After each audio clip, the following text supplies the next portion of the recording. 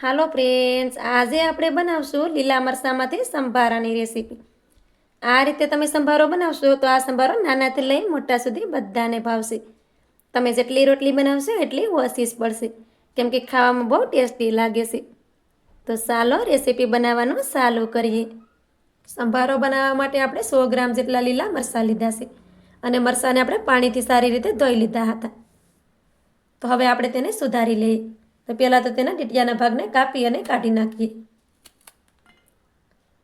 પછી મરચાંને આપણે આ રીતે નાના ટુકડામાં સુધારવાના છે. તો આ રીતે તેમાંથી આપણે 4 ટુકડા કરી દઈશું.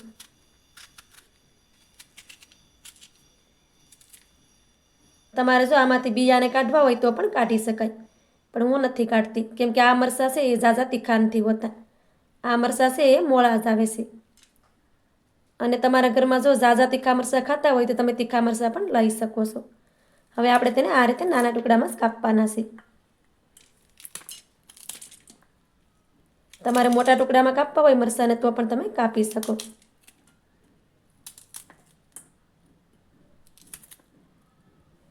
તો આ રીતે બધાય મરચાંને આપણે સુધારી અને પહેલાં રેડી કરી લઈએ. બધા જ મરચાંને આપણે આ રીતે નાના ટુકડામાં સુધારી લીધા છે અને તેમાંથી આપણે નસો અને બીજા નથી કાઢે, કેમ કે આપણે જો તેમાંથી આ બધું જ કાઢી નાખશું તો મરચાં છે હાવ મોળા પડી જશે અને સંભારો ખાવામાં સારો નહીં લાગે. તો થોડોક તીખો સંભારો હોય તો ખાવામાં ટેસ્ટી લાગે છે. હવે આપણે સંભારાને બનાવી લઈએ. સંભારો બનાવવા માટે આપણે કઢાઈ લીધી છે. હવે તેમાં આપણે 2 પાવડા ભરીને તેલ નાખી દઈએ.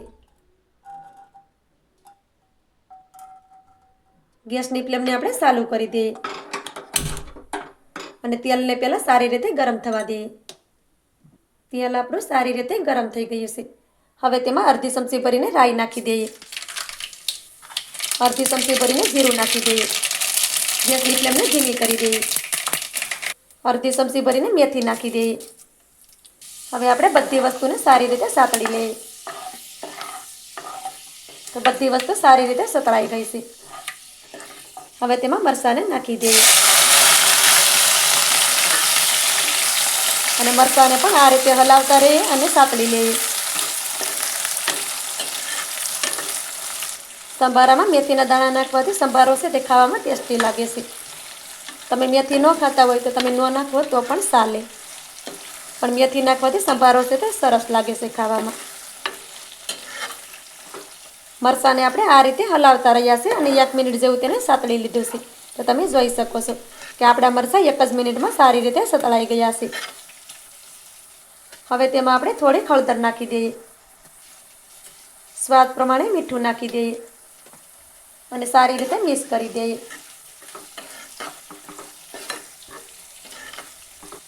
હવે તેમાં આપણે અડધી ચમચી ભરીને ખાંડ પણ નાખી દઈએ. ખાંડ નાખવાથી સંભારો છે એ ખાવામાં ટેસ્ટી લાગે છે. તો તેને પણ આપણે સારી રીતે મિક્સ કરી દઈએ. તમને ખાટો મીઠો સંભારો પસંદ ન હોય તો તમારે તેમાં ખાંડ નહીં નાખવાની, પણ થોડોક ખાટો મીઠો સંભારો હોય તો તે ખાવામાં બહુ ટેસ્ટી લાગે છે. તો બધી વસ્તુ આપણી સારી રીતે મિક્સ થઈ ગઈ છે. હવે આપણે તેમાં અડધા ગ્લાસથી ઓછું થોડુંક પાણી નાખી દેવું. તો આપણે તેમાં અડધા ગ્લાસથી ઓછું થોડુંક પાણી નાખ્યું છે અને સારી રીતે મિક્સ કરી દેવું. હવે આપણે મરચાંની ઉપર ઢાંકણ ઢાંકી દેવાનું છે, જેથી કરી મરચાંમાં એક ઉબાળ આવી જાય. થોડી વાર પછી આપણે મરચાંને જોઈએ તો મરચાં છે તે આ રીતે ઉકળવા લાગ્યા છે. તમે જોઈ શકો છો. હવે તેમાં આપણે ચણાનો લોટ નાખવાનો છે. તો 4 ચમચી ભરીને તેમાં આપણે ચણાના લોટને સાટી દેવાનો છે આ રીતે. અને લોટને હંમેશા સાળીને જ લેવાનો, જેથી કરી તેના ગાંઠા ન પડે.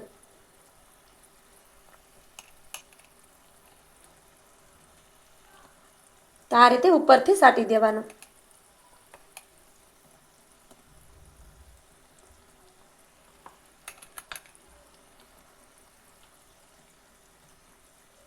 તો આ રીતે આપણે એમાં 4 ચમચી ભરીને લોટને સાટી દીધો છે. હવે આપણે તેને હલાવવાનું નથી. હવે આપણે તેની ઉપર ઢાંકણ ઢાંકી દેશું અને તેને આપણે ધીમા ગેસ ઉપર 5 મિનિટ સુધી પાકવા દેશું, જેથી કરી બેસન પણ સારી રીતે સળી જાય. સંભારાને આપણે ધીમા ગેસ ઉપર જ 5 મિનિટ સુધી પાકવા દીધો છે. હવે આપણે સંભારાને જોઈ લેવાનું. તો 5 મિનિટ પછી તમે જોઈ શકો છો કે સંભારાની ઉપર આ રીતે તેલ દેખાવા લાગ્યું છે. તો હવે તેને સારી રીતે આ રીતે મિક્સ કરી દેશું. તો તમે જોઈ શકો છો કે બેસન પણ સારી રીતે સડી ગયો છે.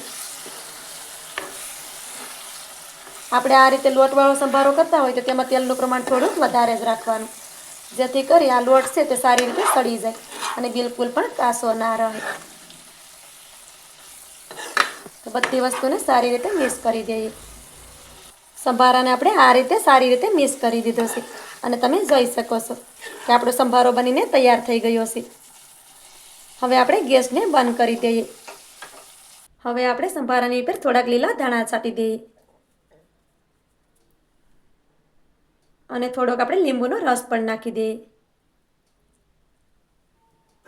અને બધી વસ્તુને સારી રીતે મિક્સ કરી દઈએ.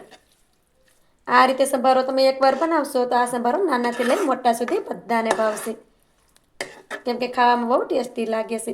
હવે તેને સર્વ કરશું આપણે. તો આપણે સંભારાને સર્વ કરવા માટે ડીશમાં કાઢી લેશું. તો તમે જોઈ શકો છો કે એકદમ ટેસ્ટી એવો આપણો સંભારો બનીને રેડી થઈ ગયો છે.